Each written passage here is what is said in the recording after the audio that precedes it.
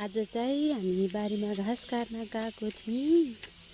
मेरो सानोलाई चाहिँ कुरोको मुठा बनाइदिएको बोकेर हिँडिरहेको छु। सानो यता फर्क्यौ न, के बोकिछौ? घाँस।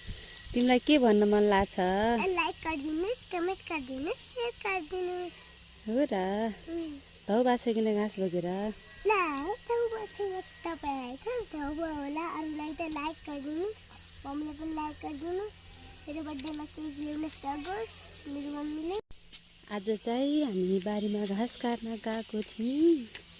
मेरो सानोलाई चाहिँ कुरोको मुठा बनाइदिएको बोकेर हिँडिरहेको छु। सानो यता फर्क्यौ न, के बोकिछौ?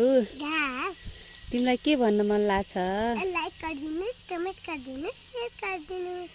हो र धौ बाछैकिन घाँस बोकेर तपाईँलाई त थाहा भयो होला। अरूलाई त लाइक गरिदिनुस्, मम्मीले पनि लाइक